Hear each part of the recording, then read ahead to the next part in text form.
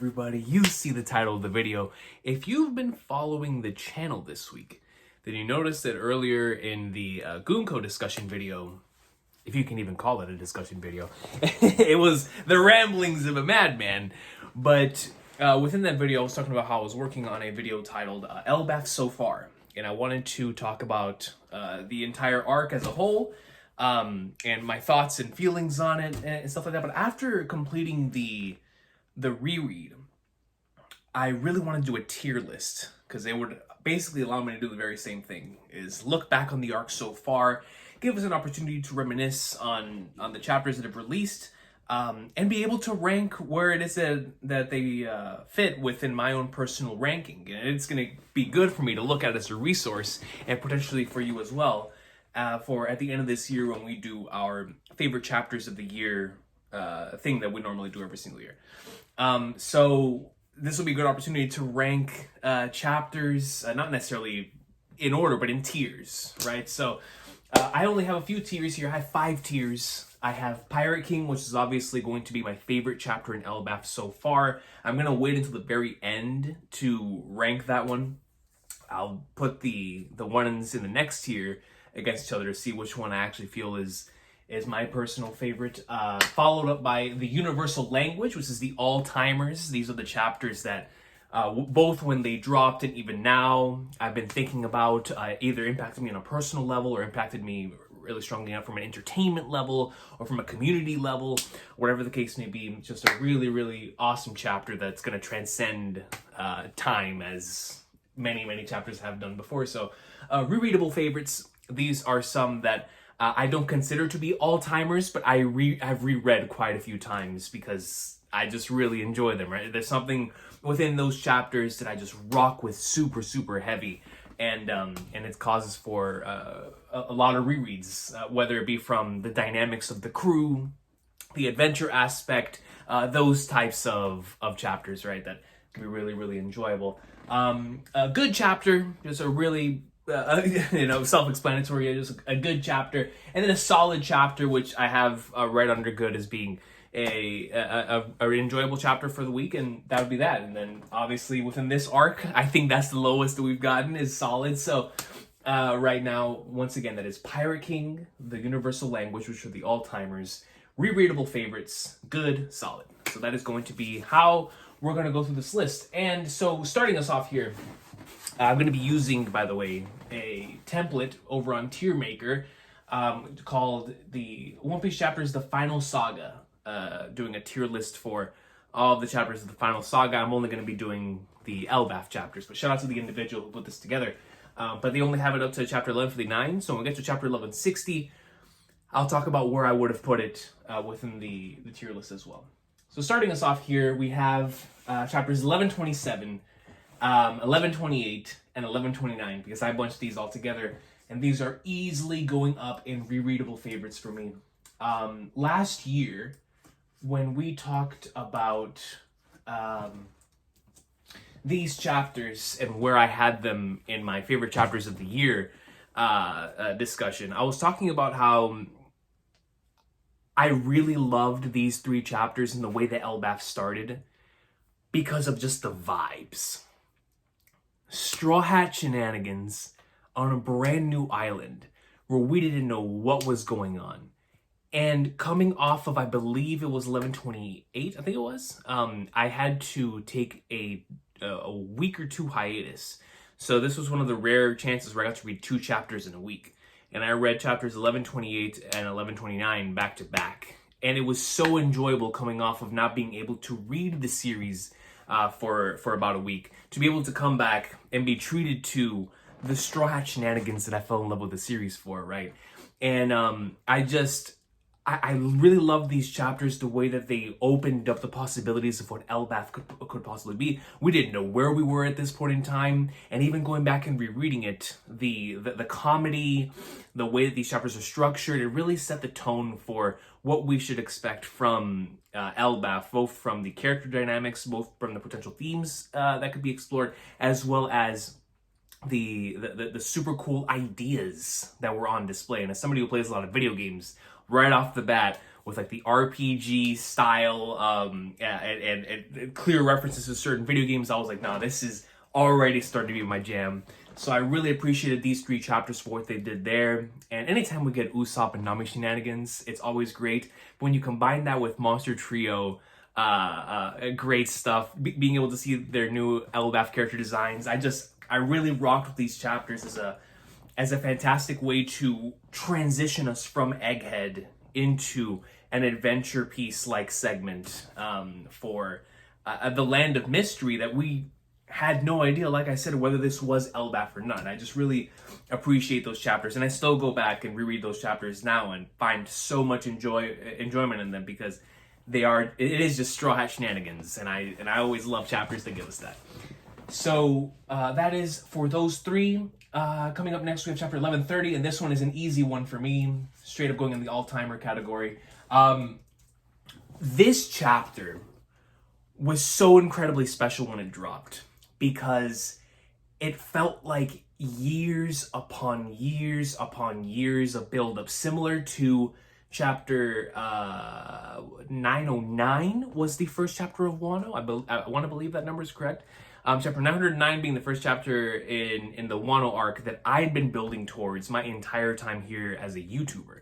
I mean, all of the years of from the end of Punk Hazard until then, of speculating what Wano could be like. We're obviously building towards this massive arc. And so I'll never forget first seeing that with my own 2 eyes. And of course the buildup of seeing Zoro and Robin and Frankie and Usopp for the first time in several years as well was a really beautiful thing. But when we opened the curtain and we got to see Wano with our own eyes for the first time, it was something that I'll never forget. Couldn't stop smiling.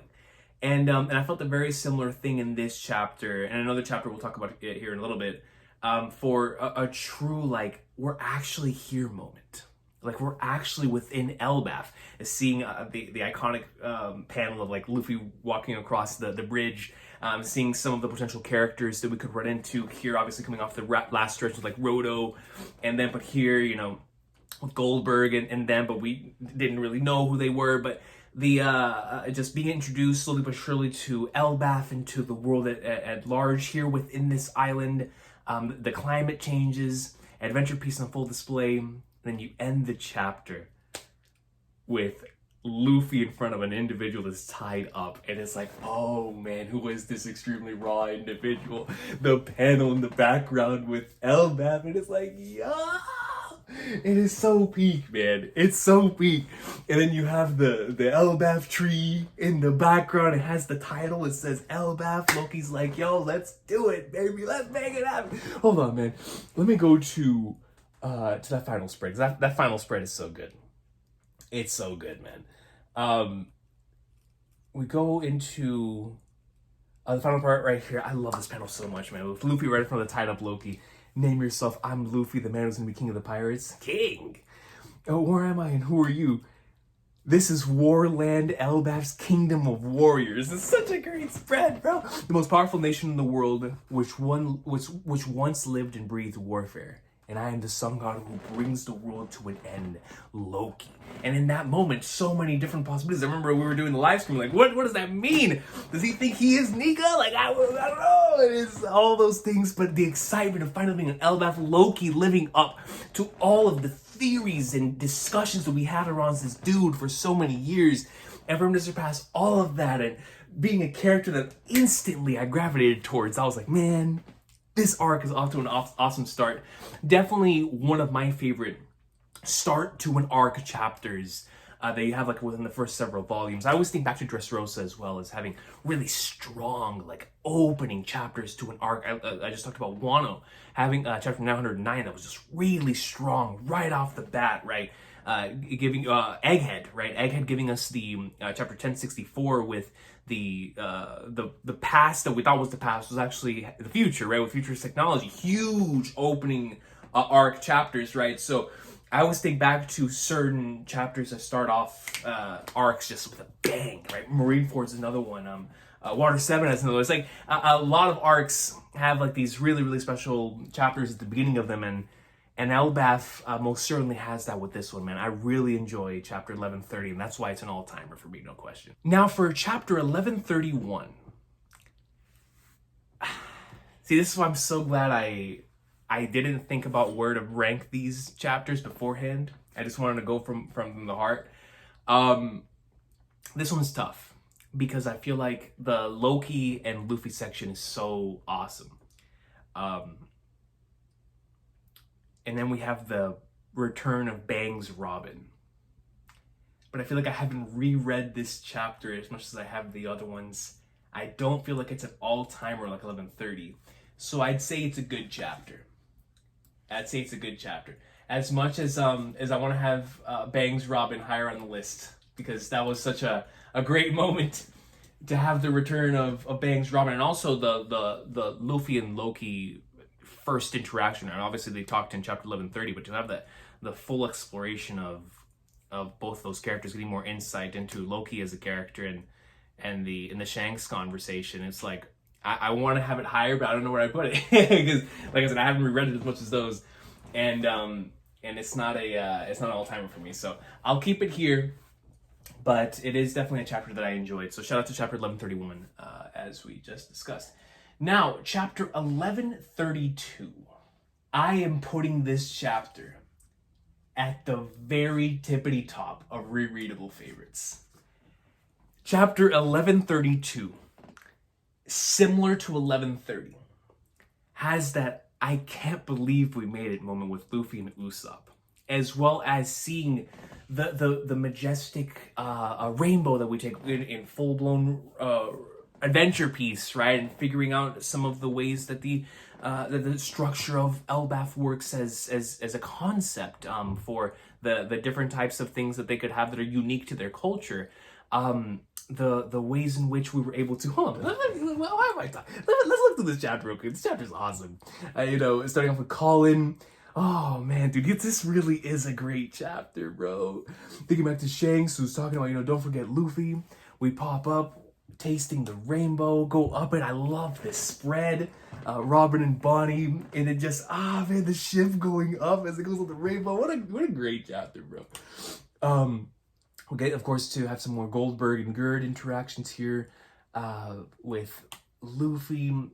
Then we go in Roto, and then we continue on. Obviously, the rainbow. We go over to the village. We get from what is for me a super iconic spread at this point, which is the Welcome to Elbaf spread I was just talking about. This one meant so much to me, like I said, because of finally being able to see Elbaf, right? Finally being able to be like, oh man, this is something that we've been waiting for a really long time. And with our own two eyes, we're like, yo, it's here. Like, it's time. And we got that with the Loki chapter, but here getting it with Luffy and Usopp together, the two individuals that we always wanted to view the lens of Elbaf through, and we've always viewed the warriors of Elbaf through. It just became a chapter that, in particular, a moment that just has really stood out to me as a super emotional moment. I mean, this was a really emotional moment when I got to the spread. Because I can't believe it. Even though we've been here for a couple of chapters, seeing it with Luffy and Usopp together, it was like, oh man, like the journey, bro. The journey actually has taken us here. At least for me, I always believed whenever we got to Elbaf, we'd be in the true endgame of the series, and that is 100% what has taken place here. Because just with the most recent content, it really does feel like we're reaching the endgame of the story. But then we get into a really nice narration, man. This is Elbaf Island, the kingdom of Warland, but most simplify the matter by just using the name Elbaf as the island of giants. Plants, trees, vines, flowers, insects, fish, birds, and animals. Everything is breathtakingly huge. Adventurers, do not regret your lost time here. However, if there is one message you can take away from my account of the gigantic and mystical land of Elbaf, let it be this word of warning. Do not overstay your welcome here. Louis Arno Explorer. I'm so tempted at putting this in all-timer, bro. It's a great chapter, man. It is such a great chapter, bro. I rock so heavily with it, and I have reread this so many times, so I'm gonna keep it in rereadable favorites because I love this chapter. I think it, top to bottom, captures the very best of adventure piece, as well as mystery piece, and with the just I can't believe we're here element of it all. I just love this chapter. So shout out to 1132. I'll think about it. May have it up in the all-timers, but for right now, we're going to keep it at the top of readable favorites. Next, without question, is an all-timer for me. I don't have to think about this one. This is 1133. I'm going to put this right at the very tippity top. Well, hold on. Let me make sure I have this structured correctly. We'll have 1133 right at the tippity top. This chapter is extremely important for me. I talked about this in why this was my favorite chapter of last year. And it's crazy because it came out just at the end, like right at the end of December. But just to make a long story short, this was a really emotional week for me. And I was coming off of having just written a novel that was extremely emotionally exhausting because I had to put myself within the head of that character. And it's just the way that it all came together. It just came for a really emotional week. And I remember being told to get off social media. So it was like, it was just me and this story for a week. And so having just come off finishing it, I'm talking just, I think I finished it on Wednesday and we reacted on Thursday, or it was finished on Thursday, we reacted on Friday, whatever it was.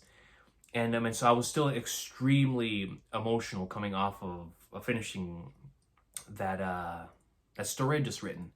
And then for us to come into 1133 and explore some of the things that really impacted me from the story I just finished writing,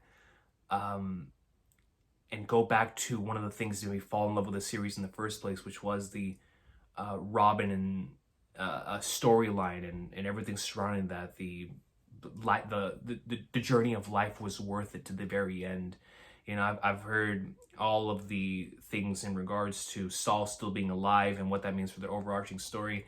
And from a logic standpoint, I completely understand where everybody's coming from. But I think for just my heart, I treat this chapter similar to how I treat the Going Merry farewell, where the Going Merry farewell makes no sense from a logic standpoint, but from a heart standpoint and what it truly means to be a One Piece chapter, that Going Merry farewell makes me tear up every single time because it's something that I just feel. You know, I can't apply logic to it. I just feel it. And I feel the same way about chapter 1133, where I love the fact that Robin got to have this reunion with Saul and what it means for the overarching message that was carried across with Robin's entire story about if you live long enough, you'll be able to see the dawn of a new day. And she was able to tell Saul, like, yo, I found the people that you talked about. And Saul was able to see that she did find the people that he talked about, the people that would care for her. And it's just from beginning to end, it is an extremely emotional chapter. And it is one of those, like, you know, One Piece is a lot of extremely emotional chapters that make you tear up. But this most certainly was one that, from beginning to end, it was like a Kuma flashback chapter. Just couldn't stop. And like I said, because of the combination of the material, what it meant for me personally, coming as someone who really loves this volume right here and had this as one of my favorite volumes growing up, it's just a really important thing overall for my entire existence. Like, I can't even imagine being an author if it's not for this volume. Hold on, let me pull it up here. I talked about this in the favorite chapters of all time video, but this chapter elevated once again the content in this volume for me again as something that was already very important for me, and one of the major reasons, like I said, that I ended up picking the career path that I did. So 1133 is really special to me personally, and that's why it's gonna be right here, an all-timer for me without question. So shout out to 1133, a really, really, really special chapter. Now, let's go into chapter 1134. This one,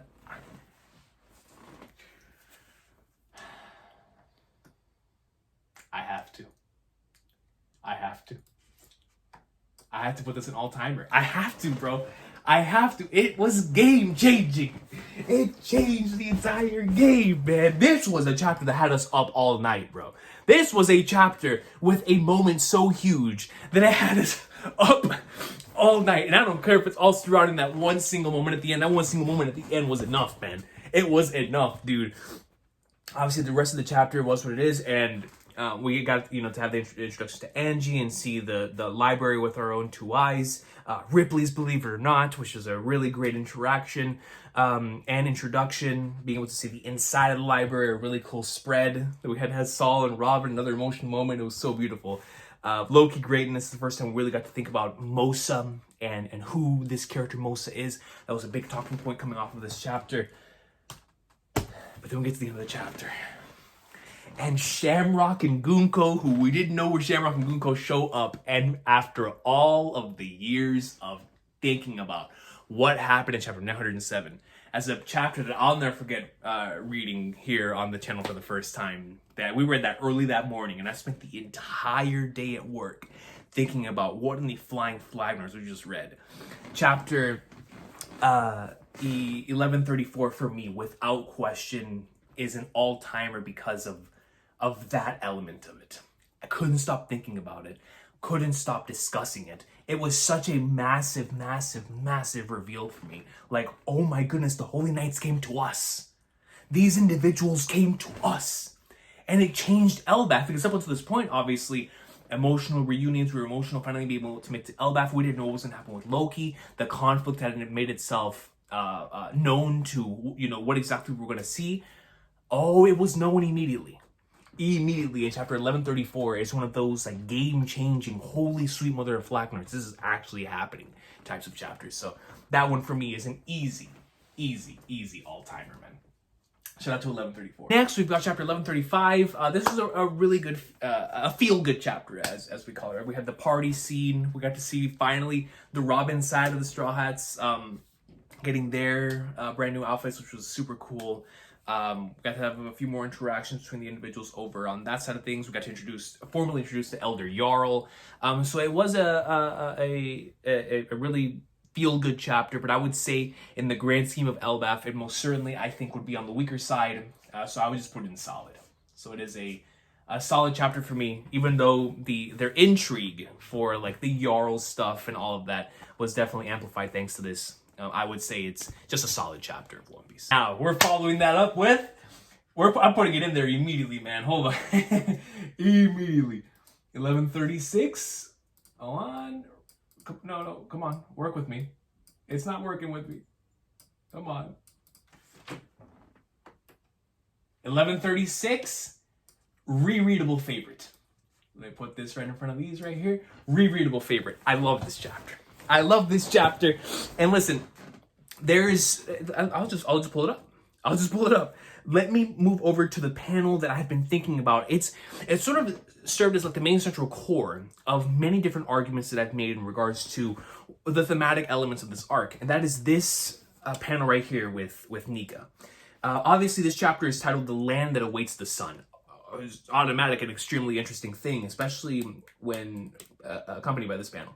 Is he the hero who appeared to save the world from disaster? The destroyer who lays waste to all? He appears when the world is about to undergo a great transformation. Therefore, the great and mighty of the day always fear Nika's arrival.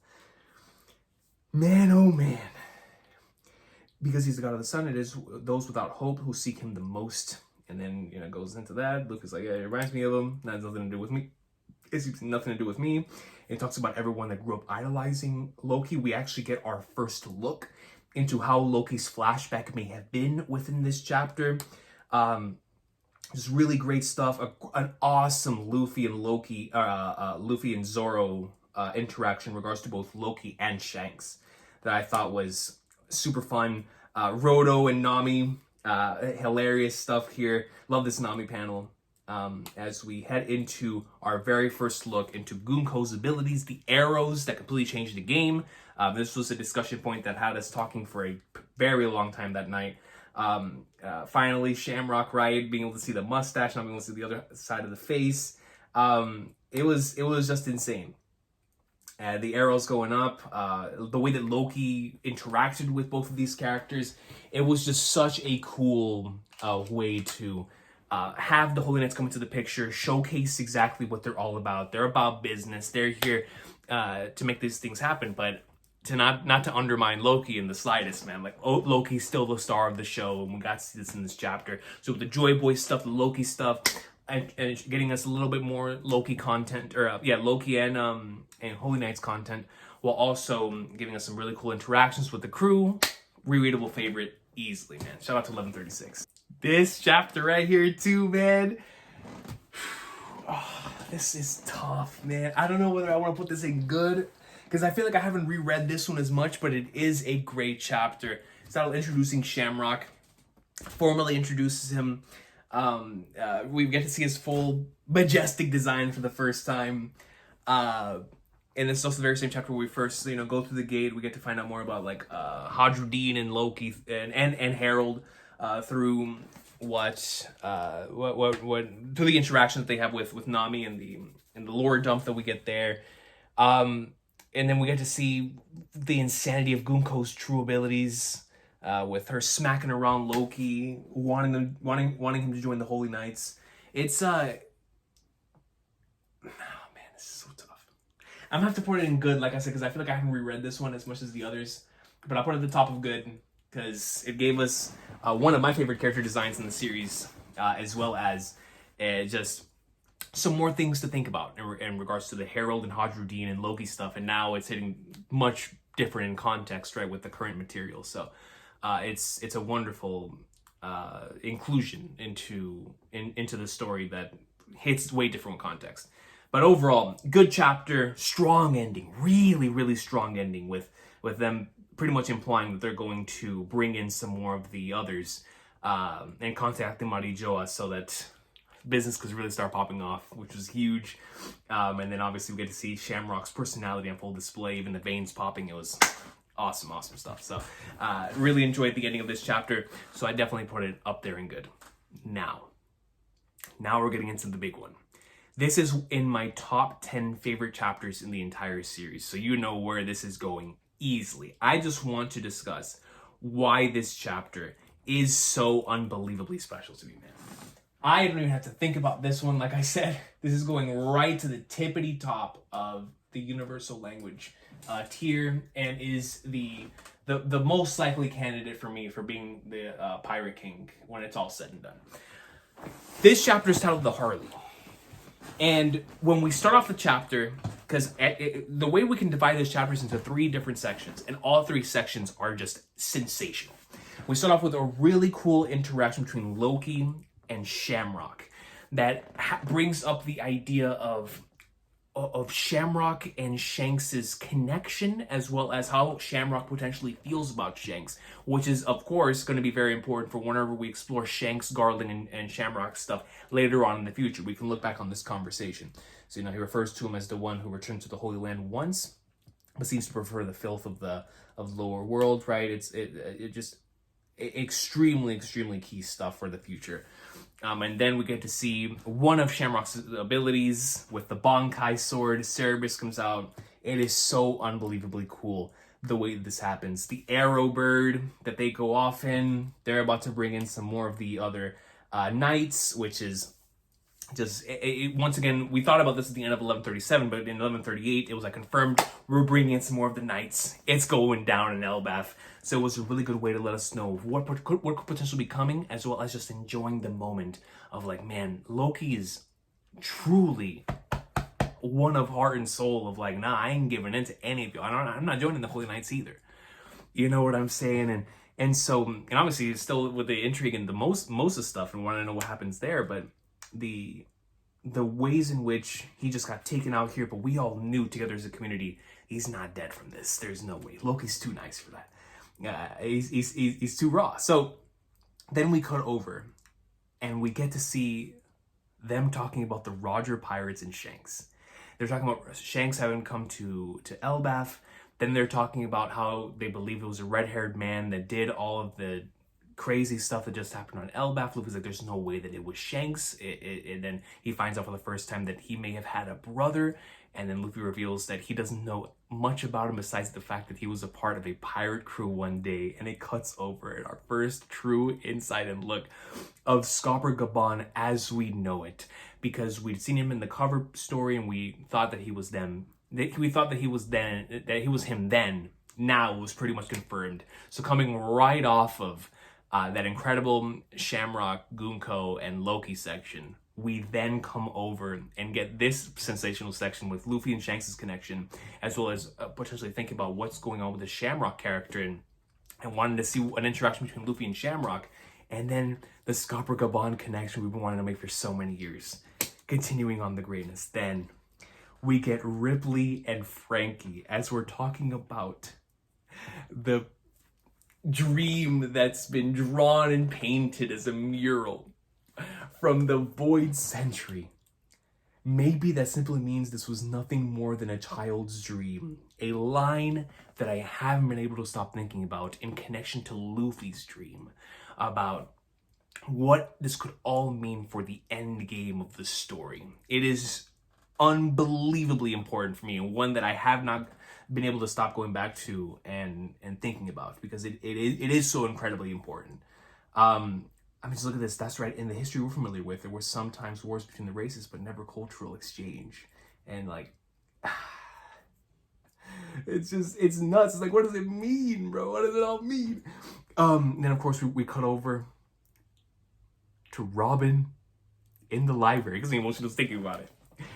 And she's about to read off the sacred texts. The first world within the earth, there was fire. Mankind.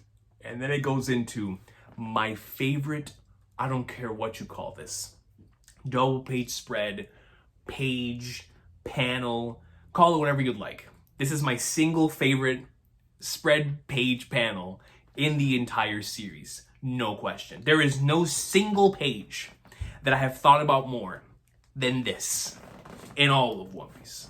I still think about this.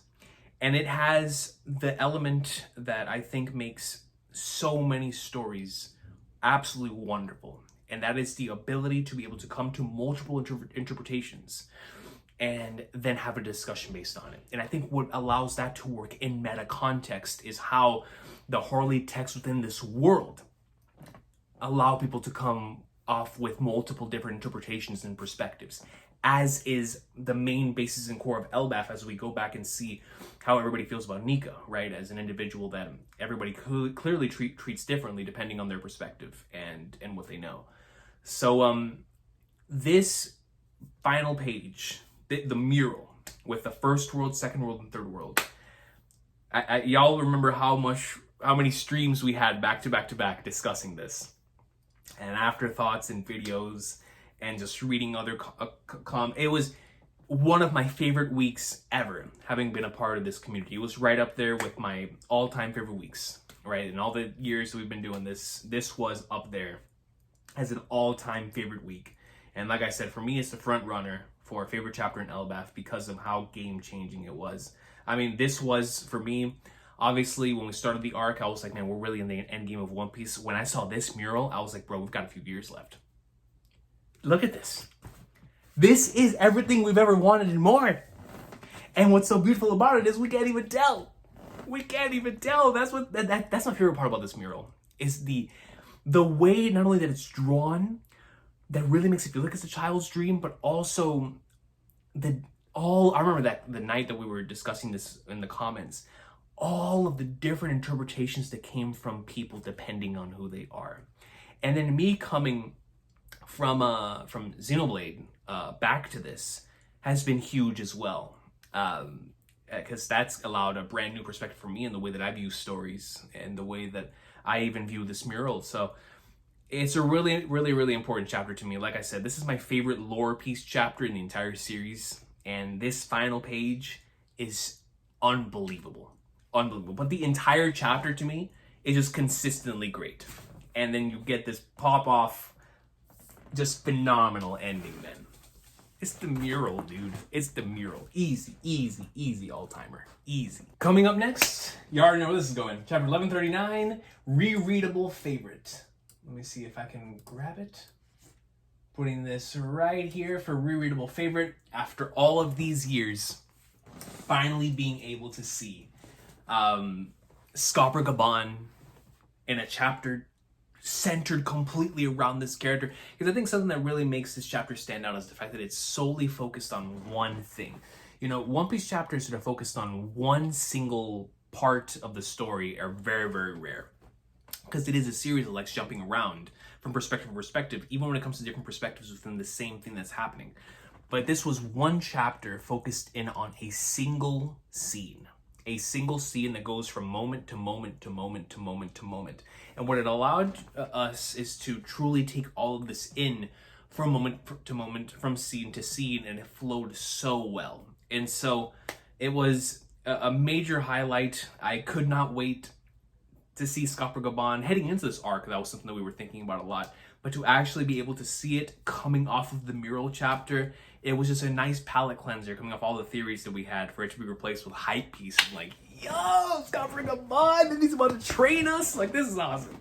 So definitely a rereadable favorite, one that I've gone back to multiple times. Just a really cool, very unique One Piece chapter, like I said, because it's only focused on one single scene, going from part to part. So it's really unique in that regard, but just a nice chapter, short chapter, but a really nice chapter. This next chapter has two major highlights in chapter 1140.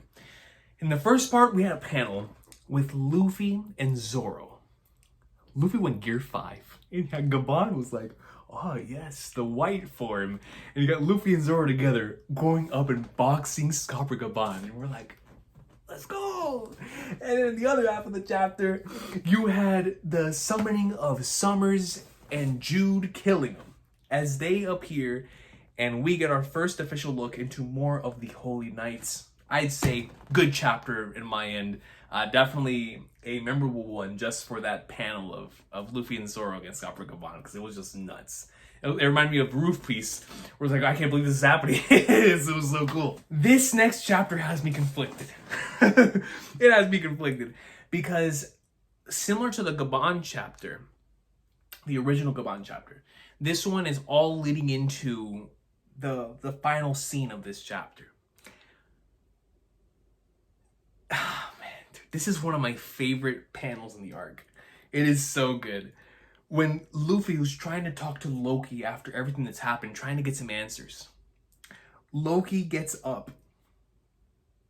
And we get to see this panel of Luffy and Loki. Loki's towering over him. It is an insane panel. Insane goosebumps-inducing panel.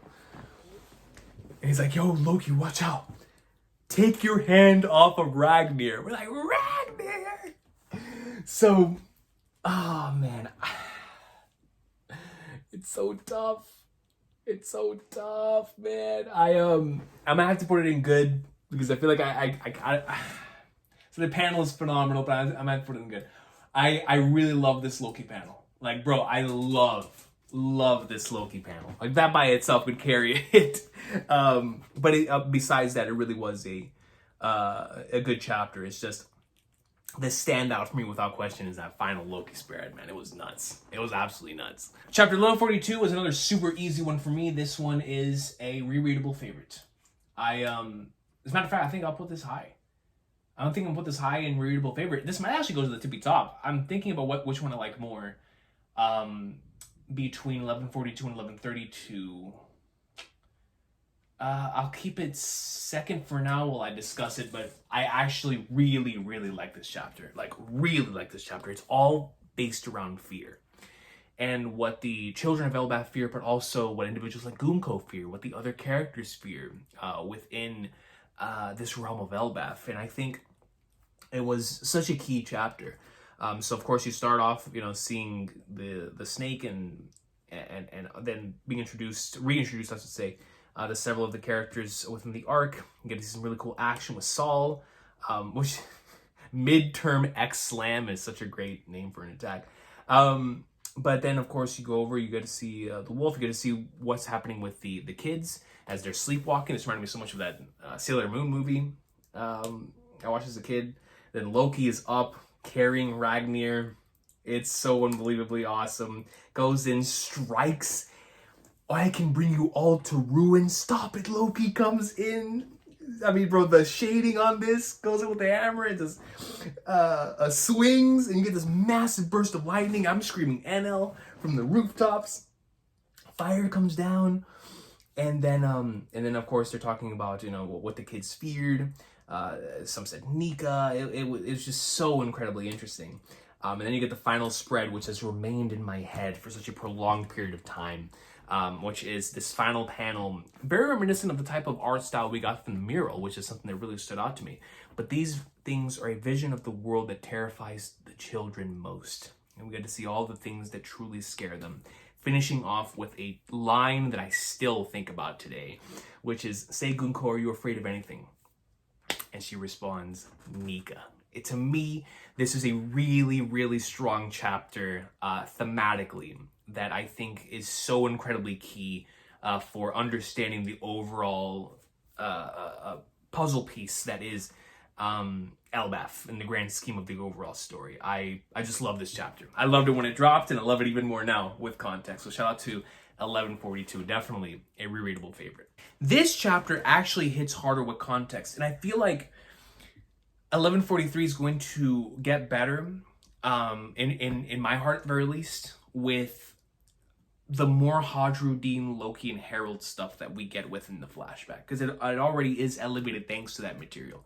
So I would say right now I'd have this chapter in solid, because it is a chapter that in the grand scheme it truly feels like one of, at the very least for me, one of the lower end chapters in Elbaf. But like I said, my favorite part about this chapter really was the Hadruddin and Loki stuff, and their connection, their interactions, the way that everything connects to the overall story in regards to both of them, and the way that they both spoke about the Herald stuff, which is obviously, and the little flashback sequences we had, which are really becoming prevalent now within Loki's flashback. And so I feel like by the time we finish Loki's flashback, we'll look back on these even more as pivotal points of like, man, it was thanks to the type of stuff like this that the stuff within the flashback was able to hit it as hard as it does. And who knows, even after the flashback, when we get some more Loki and Hadruddin content heading into the end of Elbaf, it would definitely be another thing that could elevate this chapter even further. But right now, I would say it's definitely a solid chapter within Elbaf. This chapter is like right on the edge of good and rereadable favorite. Let me I'm gonna put it at the top of good. But 1144 is one that I have come back to at multiple different points because of two scenes in particular. The scene at the very beginning of this chapter that showcases the lab that's been here for ages. It is this facility that endlessly fascinates me because you can tell it is futuristic, but we don't know how long it's been here in Elbaf. And we have had no follow-up to the sense. And the way that Lilith says that this thing has been around. Anyways, listen to this. I can hardly believe this place. By my estimation, this building stood here for at least 3 millennia. So we look at this thing, we compare it to the one that's in the mural. I compare it to the things that the automatons are going through on the moon. So it's such a big thing for the overall lore piece aspect of it all that I've gone back to this panel multiple times to be like, man, it's so fascinating. I love this panel. It's this panel and the Gunko panel, because I really like the way that all of the characters are dealing with like the nightmares that are currently going, like Draugr, Lightning, Fenrir, the Ghost. All of those different things are super, super dope to me. The way that Gabon comes at the end of the chapter with Dorian Brogy, it's super dope. But the Gunko section in this chapter, talking to Summers, where she's got the headphones in, and she's listening to New World. The interaction between these two, the connection later with Brooke, it's another part of the of Elbaf that I've revisited multiple times because of all of the focus on Gunko within this arc. And so because of that, because I've revisited those two scenes so many times, it has the great call-in scene within this chapter, some good Robin and Saul stuff, the Fenrirs and the Ghosts and Nidhogg and all of those coming in as Dorian Brogy really saw Coco's sovereignty. It's definitely a good chapter for me. But like I said, I almost put in rereadable favorite because I've gone back to the beginning of this chapter with the lab as well as the Gunko section of this chapter multiple different times. So, but we'll keep it there at the top of good for right now. And that's followed up with another good chapter, man. Let's put this right in there. Immediately, don't really got to think about this one too much. Put this one right around here. So, it was some major highlights for me in this chapter before we get into the ending. is the Loki stuff. I think Loki was the star of this chapter for me, where we get to see a little bit more of his personality, a little more into his flashback, why it is that he looks up to rocks as much as he does. I remember this was the chapter where we really started thinking about, the connection between rocks and Loki being similar to the connection between Shanks and Luffy, which is so key within the current flashback that we're in, right, in the focus that we've been having on rocks. So it was really cool. It was our first look into what Rock's personality could be like. It was unbelievable, right? This was our first look into Rocks, and so that by itself was the biggest highlight for me of the chapter. But what it meant to Loki, when Loki immediately follows that up with, "I was born in the wrong era," it reminded me of what Roger said of like, "Oh, I wish I could have been in your era, Joy Boy." And it puts into perspective sometimes that you desire things that someone else wishes they could be in the shoes that you're in. Like there's people that wishes they could be like in the shoes like Loki's in. Loki's wishing that he could have been back in the days with Rox and Roger and Shaggy and them, right? But which is why that panel, it made me think a lot about the panel where Roger talks about, "I wish I could have lived in your era, Joy Boy," because that has two different interpretations. It has the interpretation of, "I wish I could have lived in Joy Boy's era, the original Joy Boys 800 years ago," or that Roger wishes he could have lived in Luffy's era to see the revolution come in and actually succeed right at the end of the story. So I thought it was a really powerful page. And that particular statement, "I was born in the wrong era," for me, sort of represents a lot of what the individuals in Elbaf have been going through. That there are individuals that wish for better times. There are some that think back on the past with this high regard of like, "Man, I wish we still were those giants that were feared by the world." And then there are others who love the current peaceful nature of Elbaf, right? And so I just really liked it for multiple different elements. Then of course you get into the end of the chapter and you bring Gunko into it. And it's just like, oh man, a huge threat right off the bat. And so definitely a good chapter. As a matter of fact, the more I think about it, let me pull this up. I think I'm going to the top of good with this one. Mainly because of that panel. I just think it's such an excellent panel. So that is 11:45. And then we follow that up with, this is easily, I did not know how much I love this chapter until I reread Elbaf. I am putting this one in rereadable favorites. Easily. Come on. And depending on Gunko stuff, this could easily go an all-timer. I'm going to put this right around here. Chapter 1146 follows a really nice flow, where we start off with Gunko and her interactions with, the Straw Hats that are here. But in particular, what I really appreciated is the way that she responded to them. Like the "we are gods" section. You dare call me human. Hold your tongue, boy. The way that the Straw Hats reacted to like the Holy Land. Who is this character? Then Brooke being like, "Oh no, there are levels there are levels to this. There's the Celestial Dragons and there's the Holy Knights." It's like, "Brooke, what do you know? What do you know, Brooke?" And Goku be like, "Yo, the very same." Seeing more of the arrow ability, seeing Zeus against. It's just, the action really nice because you felt the sense of urgency. Like, yo, these characters cannot deal with Gunko. She's a holy knight, and we didn't even know who she was. Not the devoted sword of God. Not at this point, we just knew that Gunko was nasty. So Gunko starts taking care of business. Everyone's getting smoked, and then we get probably my major highlight of this reread, which is the reason why I created that video on earlier in the week about Gunko, is this entire thing. And I want to read this one more time because I just think this is phenomenal for Endgame One Piece. "One day the world as we know it will cease to exist, or so we thought. But a small number of humans realized it and warned the world of the danger." And look at the somber expression here. Usopp comes in, blows it up, it regenerates, and now it is unstoppable. No one can stop it. Like, no matter how many times you try to revolt against it, it's just gonna come back and keep coming back, because no one can stop the inevitable now. The countdown has begun. A vast war will ensue, and I love this panel, and drag the entire world into it. and which side the Giants pledged their allegiance to. And then it shows a panel of Luffy and Loki together will have a profound effect on the outcome of the war. And it has so many endgame implications, with Loki joining Luffy, whether as a Straw Hat or member of the Alliance, and being a major key factor into the endgame of the story. It's such a great chapter, bro. It's such a great chapter. And Nami's like, oh, what world war? And Jinbei calling me like, yo, I'll fight you. The arrow comes in. I mean, Gunko's just bodying everyone. Bodying them, dude. And it's just, man. And then, of course, we get the end of the chapter here with Saul and Summers. I mean, the sense of urgency is just super high.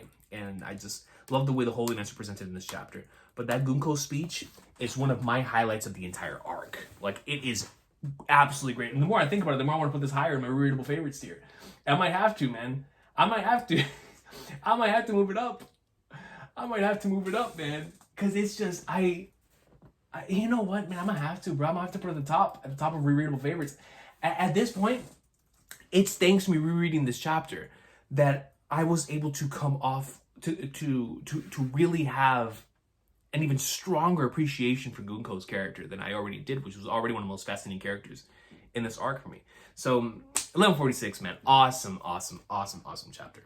I just, it's one of those, like, man, it presents multiple different things that really fascinate me for both the current stuff in One Piece as well as the potential endgame that's going to be coming in soon. So that's it for 1146. After 1147, for me, good chapter. I really love the way this chapter ends, and because it has a really cool Robin and Gabon double panel, which is just so cool. But it also has our first true interaction between Brook and Gunko, which to me is massive, right? We get some more connections with the Robin and Saul stuff early on, and then Robin, of course, wanting to interfere but not being able to interfere, instead of holding on to Chopper. We go over and we see how Gunko values Brook's music, and I think this is very interesting, right? And the way that Brook retaliates immediately, like, yo, screw all that. I would much rather die than live as a slave to you, especially to you. And it's like, man, dude. So with what could potentially be going down with both Gunko and Brook, I'm very interested on seeing how we tie all of this together. It's fascinating stuff. But then, of course, you know, the nightmares are still running rampant. The kids are still going. They're really funny. Bobby, that one kid was scared about. Ben's mom, I thought was, or Bent's mom, I should say. Hilarious stuff. But as we transition and continue to set certain stuff up, and we even get to find out more about the children here, it really was a chapter that is setting up for what the following chapter is about to pay off in high dividends, man. And so for me, it is a good chapter. And that final page, like I said, having both Robin and Gabon together, I won't let them do this. Love it. So definitely a good chapter for me. Now, this next one for me, listen, if you watched my reaction that week and you've heard me talk about this chapter since then, it should not surprise you where this is going. This is going, for me, straight up an all-timer. I love this chapter. I love this chapter. This chapter, I can't wait to talk about this again at the end of the year when we get to our favorite chapters of the year discussion. Chapter 1148, titled Ronya, however you say this character's name. This, to me, encapsulates Elbaf. This is the Elbaf encapsulation chapter. Just like for Jaya and Skypiea, the People's Dreams Never End chapter encapsulates that as like the perfect, this is what this means in the grand scheme of the narrative for Skypiea. And Jaya, 1148 represents exactly what we're going with in Elbaf, and I felt like I completely understood the arc coming off of this chapter. The way that Ronya, in the midst of all of these monsters, was able to show off the warrior spirit and what it truly means to be a warrior. The way that I fully expect Usopp to have a moment just like this times 10 at some point when we come back to the main central narrative, to me was so key. Because leading up into this, we've had the conversation between the generational disputes of those, like I said in the Loki panel, of those that value the warriors of the past, the ancient giants of the past, and those who value the current time period of the way that things are going now. And so when you have these two, it's cause for natural discrepancies where they butt heads, right? And some value something, some value the others. But the spirit of the warrior is not only for those who are physically strong, as we've seen both emphasized back in Little Garden and now is going to be emphasized within this arc. Because the individual who's shown the most warrior spirit throughout the course of the entire arc so far is a small child named Rania. And this moment hit me so hard, man. I mean, it was an unbelievable moment, yo. The way that she was willing to risk it all for the people that she loves, for her family and her friends. Oh man, the way that Yarl was like, I don't care anymore, just set fire to the school. Not only was it a chapter with a lot of sense of urgency, it was like, oh my goodness, what's about to happen? But it's also what she was doing, because it's like, this is the warrior spirit on full display. And it's like, screw it, just burn down the library. And the way that Gabon comes in, thanks to the time that was bought by Ronya, was able to slice up Summers.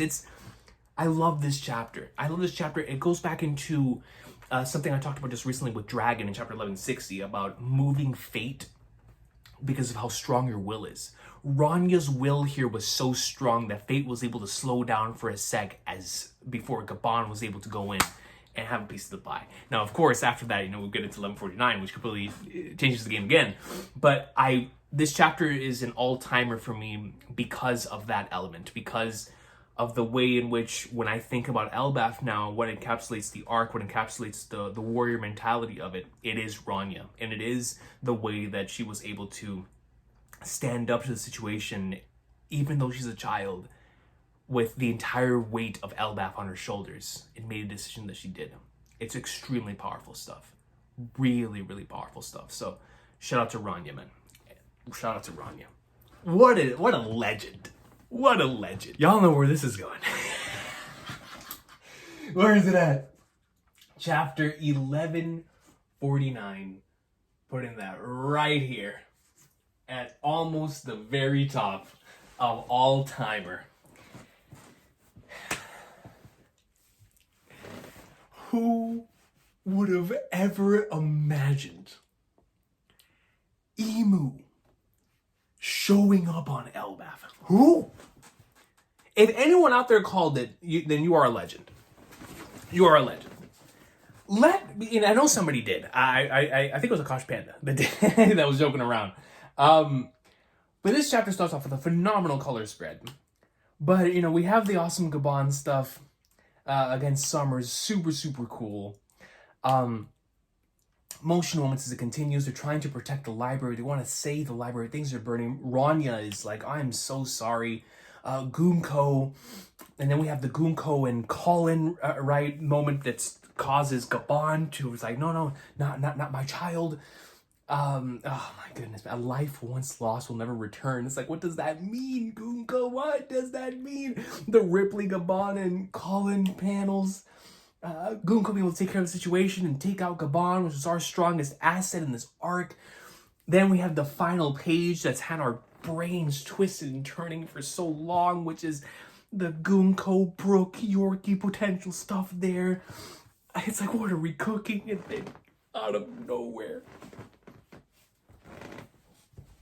Emu is like, yo, gives us one bubble that caused an entire discussion video to release yesterday. Titled, at this moment, the Holy Land is a sea of fire. What does that mean? What does that mean? What is going on in the Marijoa?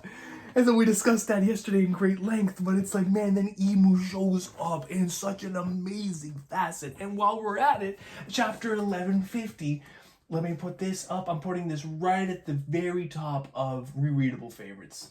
Because, this chapter was game-changing.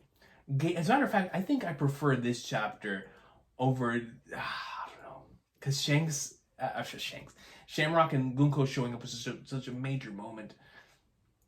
Oh man, but 1150. God, seeing Emu's powers on full display, the Domi Reversi concept that I think out of all the things that we've talked about in this arc, that is the one idea that we have, at least I have come back to the most, is the idea of Domi Reversi. So I think for that reason, I'd have to have it at the very top of readable favorites, if not an all-timers category, because it really does change the game. I no longer look at what's possible within the series, what's possible from a power standpoint, the same, because of what Emu's doing with the book and what Emu is doing with Domi Reversi. Domi Reversi is a concept changed everything. It changed the way that we looked at the God Valley incident, changed the way that we looked at what could potentially happen to Herald, it changed the way that we looked at what could happen in the Void Century. Domi Reversi changed everything. And so for all of this game board presented from Emu's perspective, it allowed more insight into Emu's character, but it also forever changed the way that we theorized about other elements of the series as well. And so just having Emu's abilities on full display here, the ways in which the character was able to just... I'm putting this in an all-timers. I'm putting an all-timer, bro. I have to put an all-timer. When Emu showed up and you saw the wings with the trident, I was like, bro, what are we cooking, bro? This is nuts. This is nuts. You know what? I'm putting it above the Shamrock chapter. I have to, bro. I'm putting it above the Rania chapter. Yeah, I don't know, because the Rania chapter is so important for the overall grand scheme of the narrative. I'll put it behind it. I'll put it just behind it. At least for me, right? Emu was going ham, bro. And it was like, I couldn't believe what I was seeing. Thank you, AC, for turning on. I couldn't believe what I was seeing, man. Like, it's one of those chapters that, like, number one, you have to have a Bible with you at all times. Number two was like, oh my God, what is going on? And it forever changed the game. Forever changed the game, man. And so, 1150, unbelievably special chapter. Unbelievably special chapter. And I feel like I'm going to be saying that a lot here in these next couple of chapters.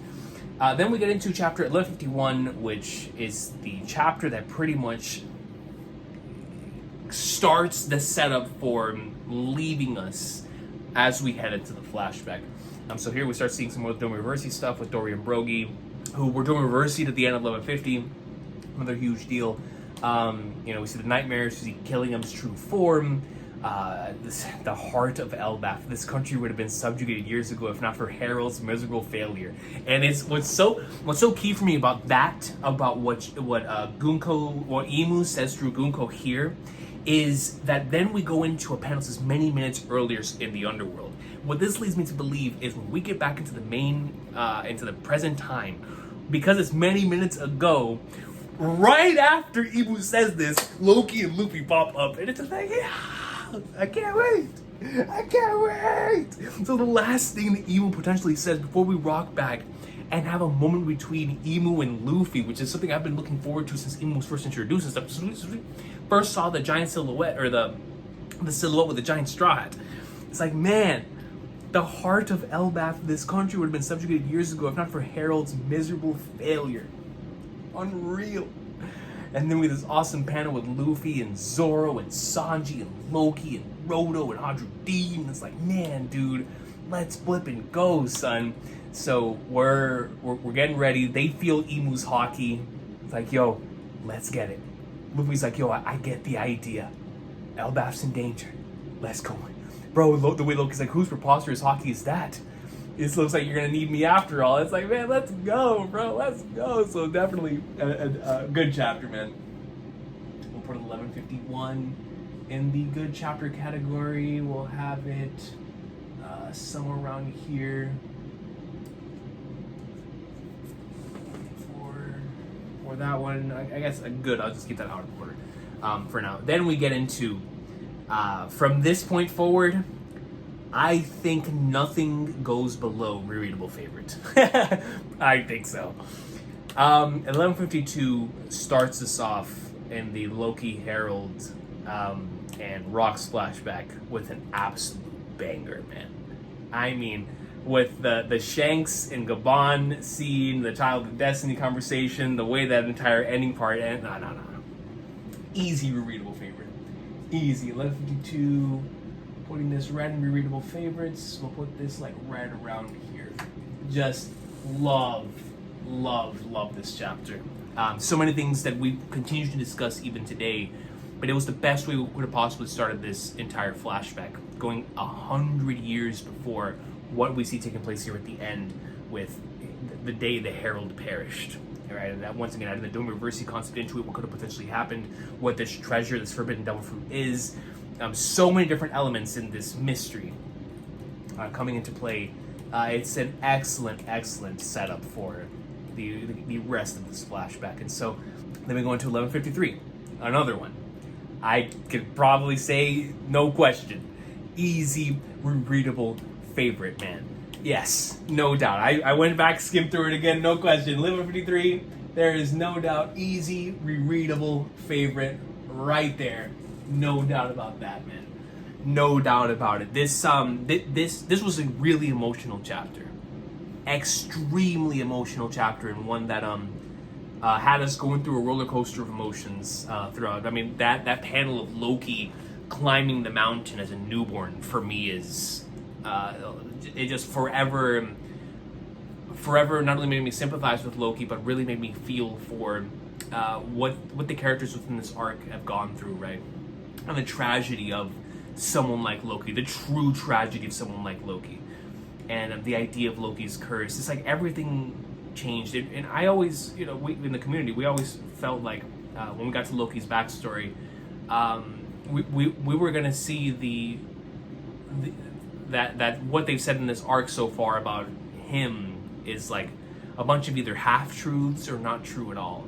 And this was like the biggest, like, there's no doubt about that. And the fact that the chapter starts off with the Herald side of things, then leading into the Loki and Hadrudine stuff after that, it's a wonderful chapter, and a really emotional chapter, one that made me want to swing on Loki's mom, I should say. It's like, man, I remember saying that week, I almost turned into Yusuke Urameshi that week, man. I mean, I was like, bro, you can't be doing this. You can't be doing this. So shout out to 1153, without question, rereadable favorite. 1154, I'm even gonna look at it. 1154, easy, rereadable favorite. Matter of fact, I'll put this one, yeah, at the very top of readable favorite. At the very top. This chapter, after all of these years, finally showed us Rox, man. I don't care. I don't care what else you could have potentially shown us.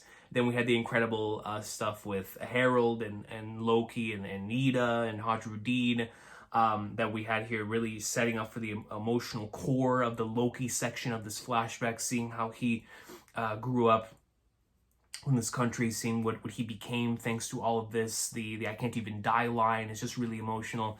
And then you see the person that he ended up idolizing so much, the person he ended up looking up to so much, showing up at the end. Our first look into one of the most legendary characters in the entire series, Rox D. Zebek, parentheses, father of Blackbeard. It's legendary. And then we follow that up with what for me is easy all-timer. Easy, bro. Easy. It's not even a question. It's not even a question, man. It's not even a question. Like, what a chapter. What a chapter, bro. From beginning to end, this entire chapter was just otherworldly sensation. I'm putting it second. I don't know, man. Emu showing up is so huge. But Rox showing up in the chamber, bro. Oh, man. Yo, off of straight aura alone, dog. That page is one of my favorite pages in the entire series, bro.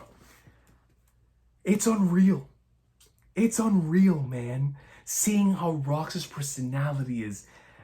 When we go to the Holy Land in the Reverie, and we see Emu in the flower room, and behind him is Rox chilling.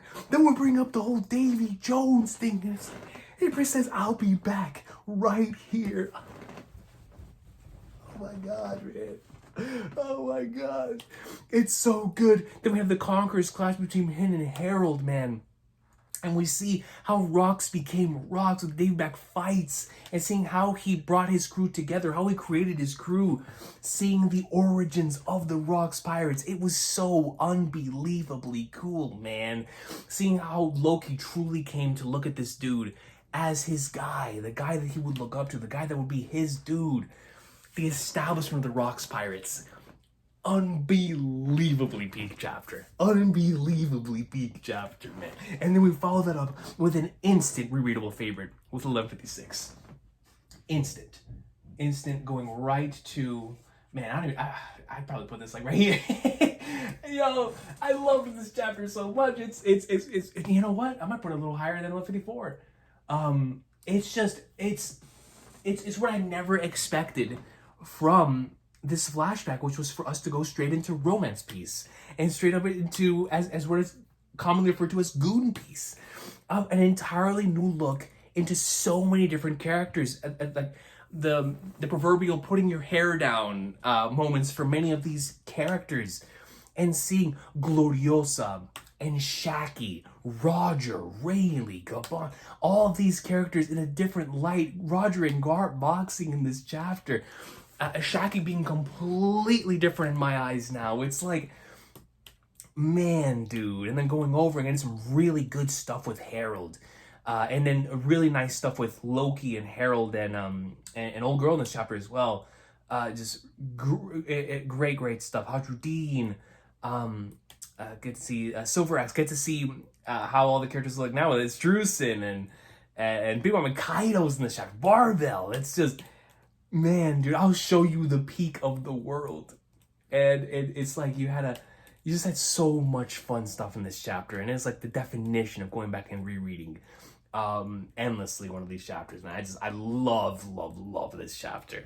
I remember the week this dropped, I just couldn't believe that this was the chapter we were reading. You know, like it just didn't feel real. And then for us to follow that up with another chapter within the romantic chapters, or within the romantic ideas of this series, we start off with a Rocks Pirates just going ham, and their dynamics together as Whitebeard tilts the seas. We got Whitebeard and Kaido together. Rocks acting like a true pirate, bro. The era of Rocks.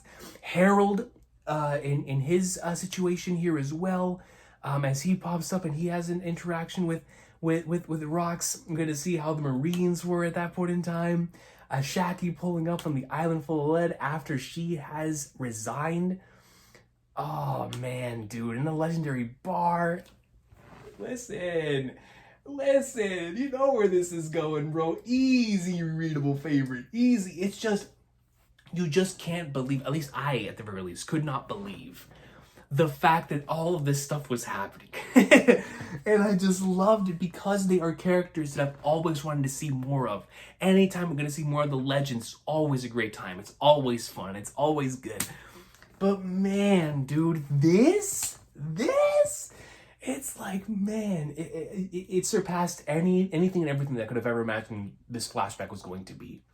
And what I love so much about it, specifically for in this particular section, is how much Oda was taking his time, just going through the elements of both the adventure of Rocks and building his crew, as well as the establishment of what was going on with like the Kuja pirates and the really funny interactions that were there with like Gloriosa and Big Mom. And I just, gosh, man, I love this entire section of the story so much. Easy rereadable favorite, and one that I've read many times. Next chapter, where I don't even gotta look at it. We're going right to the tippity top, right, boxing the mural. I mean, it's this it's right in the midst of those, right? Like this chapter right here, 1158, titled Rocks versus Harold. Let's go through this chapter real quick, man. This is a Recon Core chapter to the max. We start off with Goldie Roger, and Rayleigh, and a note from Shaki saying to come and get her, to come and pick her up, come and make me yours. Goodness gracious. Roger sets out to the sea We got Garling talking about the treasure that's in God Valley to present to Emu. We have Shaggy, Roger, Rox, Roger Pirates and Rox Pirates interactions in a bar. Can't get any more piratey than that, man. But at sea, it was a different story. And it's like, I love it. And then you have Rox and Harold having one of my favorite battles. Maybe, I think my favorite battle in all of Elbaf so far. Which is a clash of ideology between these two characters that are clearly best friends. Clearly best friends, and they aren't able to see eye to eye on this thing. And the thing is, you look at it from both perspectives, and it's like, man, you can't blame either of them for feeling the way they do. It's their version of Luffy versus Usopp. And it's just like, man, Harold, if you just made a decision, it's like, I understand everything that you are doing because you're doing for the future generations of Elbaf. But it's like, man, if you had just joined together with Rox here, maybe things would happen way differently, bro. And it's, and we've seen the consequences of that within the current part of the flashback. And I just love Rox versus Harold. I love it. Love it, man. I love what it means for the flashback. I love what it means for Elbaf as a whole, dude. So good. So unbelievably good. And then you finish that off with Shanks and Shamrock being born and Shanks' mom with God Valley, man. I mean, come the flip on, dude. Come the flip on. It is such a great chapter. Interactions all over the place that we've always wanted to see. The legends. Man, I love it. I loved this chapter so much, man. And then it followed up with another all-time banger chapter, 1159, that I might have even higher than this one, bro. Because, why? This chapter, look, it's titled, The Island of Fate. As we go in, Shaggy's been kidnapped. Rock's like, yo, what in the world? Roger's like, yo, what in the world are you doing over there, Rocks? We go over Seagull Valley. We have the moment where Garling and the kids and the mom goes in. Garling's a flagnard. I can't believe I ever called him. I recall myself saying Fairling Recon. Dragon is on God Valley, bro, which has become a major highlight of the last two chapters for me. And that's been unbelievable. Big News Morgans is here. We see Guinea and Ivankov. And it's like, man, dude, then we see the Rox Pirates. As Rox is like, yo, we're all going to God Valley, man, let's make this happen. Garp is heading. Roger is heading over here. Then we have the conversation between Harold and Rox that completely changes the entire course of the narrative. Davy D. Zabek, man. The legendary Davy Jones. And that is home. The place where he came from is God Valley. The implications of what that could mean, man. What that could mean. As we head into that final part with the Davy clan, it's just... and Dragon being the one to save Shanks and Shamrock, and it's like, bro, I love these chapters that we're in so much, man. I mean, it has been unreal. Unreal. I don't know which one I prefer between 59 and 58. I really don't, because they are both so special. And same thing with 55 and 49. Like, I don't know. When we get to the end of the year, we'll think about it a little more.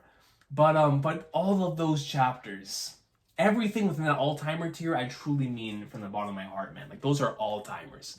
Those are all flipping timers, man. I mean, just amazing, amazing, amazing chapters that I appreciate so much. And I haven't been able to stop thinking about.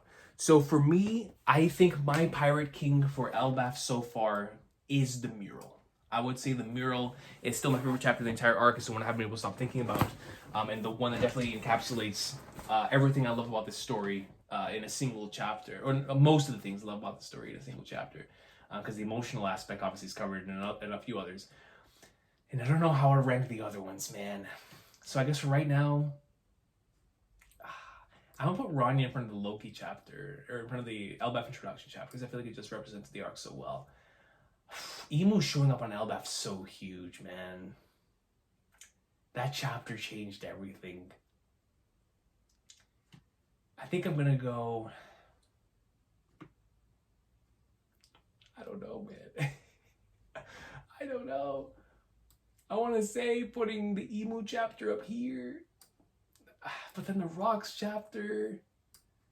I don't know, man. The Dragon, bro. And obviously 1160, I'd have it in rereadable favorites. I'd have it in rereadable favorites. Great setup chapter. The dragon stuff I never will stop thinking about. And the Gunko line, I mean, just really, really, really good stuff. So definitely a rereadable favorite. So that's where 1160 would go, towards the top of a rereadable favorite. But man, I don't know what. I guess for right now, I'll keep it like this. But I guess when we get to the end of the year, we'll really think about what chapter of the year is looking like. But for right now, we'll keep it like this and really think about it. But how crazy is it that in Elbaf, I have, in this year, 1, 2, 3, 4, 5, 6, 7 chapters in All-Timer. I've had 7 all-time chapters this year. And then on top of that, I have 1, 2, 3, 4, 5, 6, 7, 8, 9. I have 9 chapters of readable favorites from this year. So a good majority of this year has been peak. Has been insane. So what a special year it's been for Elbaf. This was an opportunity for me to be able to go back and really think about this arc, really think about what it is I love about this arc, and why Elbaf has been such a special arc for me. And so I will see y'all next time. Thank you so much for watching. Let me know what y'all favorite chapters in this arc are, what your favorite chapters in this arc are, as well as if you want to rank them in tiers, definitely rank them in tiers down in the comments down below, or wherever it is that you like to rank them, whether you want to do a tier list yourself. Just let me know how you're feeling about Elbaf so far, and where you would rank the chapters of the arc, or just your favorite chapter, your personal favorites, or whatever the case may be. But until next time, this has been Elbaf so far. I'm looking forward to doing this again. The further we get into the arc, maybe at the very end, and especially at the end of the year when we look back on our favorite chapters of the year and being like, man, how are we going to rank these? Because they have been so good, dude. So I will see y'all next time. Thank you so much for everything. Take care. What an arc, bro. What an arc.